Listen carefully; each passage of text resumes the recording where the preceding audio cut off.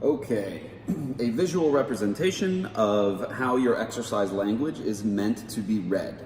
So please make sure that this is fully understood before you do any of your exercise prescriptions. So let's take a look at this really easy example.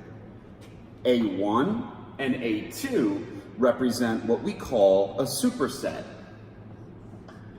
When you do a superset, you're doing the exercises back to back, depending on the repetitions, the amount of sets, the tempo, and everything else. So all you have to do is learn how to read this prescription and you'll understand exactly how to do that. So if we know that we're alternating between A1 and A2, we're going to obviously start with exercise A1.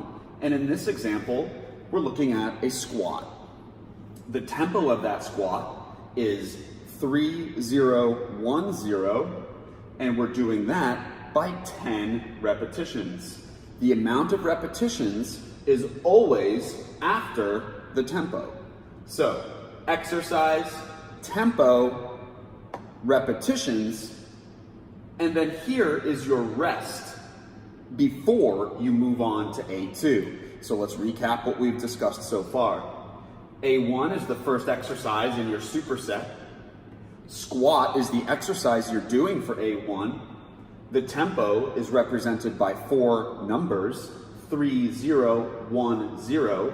After the tempo comes the amount of repetitions you are doing per set by 10. Sometimes if you have a single arm or a single leg movement, it'll say 10 per side, meaning you will do both the left and right side of your body in one set. Then we rest 10 seconds before we move on to A2. A2, in this example, is a push-up at a tempo of 2-0-1-0 by how many reps? 10 repetitions. Then you're resting 30 seconds before you go back to A1. But how many times are you going back and forth between A1 and A2? Well, that's this number right here. The amount of repetitions, the amount of sets or the amount of times you're going back and forth between A1 and A2 is represented after the last exercise in your superset. In this case, that is 5 sets of A1 and A2. You will only see the total number of sets that you are meant to do numbered after the last exercise in the superset. So 10 reps,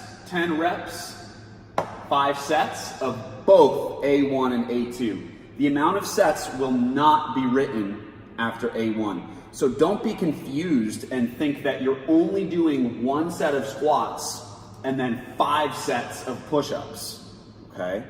So let's do just a brief example of something else. Let's say that there were 2 other exercises in your superset.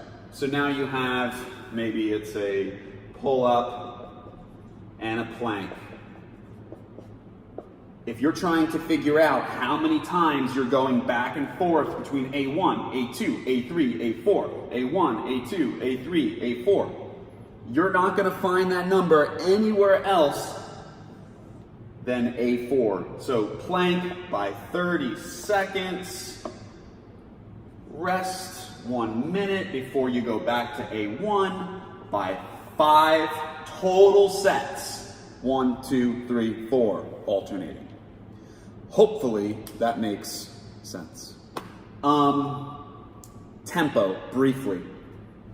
Let's take a look at tempo now. Very briefly. At 3-0-1-0, a very common tempo just for beginners, but the first number is always going down. So if I'm doing a bicep curl, the first number represents the lowering of the weight. So 1, 2, 3. The second number is the pause after you've lowered the weight. 1, 2, 3. Pause for 0 seconds. You can guess that this third number is the up portion of your exercise. 1, 0 seconds pause. 1, 2, 3. 0 seconds pause. 1, 2, 3. This last number is your pause after you've lifted the weight. So we know a bicep curl starts like this, and then we do our curls. So actually, we've got to look at this number first, because the third number is always the up portion or the lifting portion of the exercise. So in the case of a bicep curl, 1 second up, 0 seconds pause, 3 seconds down, 0 seconds pause, 1 second up, okay? How would that look if you did it for a squat? At 3, 0, 1, 0. Well, squat starts by lowering yourself down. So we'll actually read it in order this time. 1, 2, 3, 0 seconds pause, 1 second up, 0 seconds pause, 1, 2, 3. So on and so forth.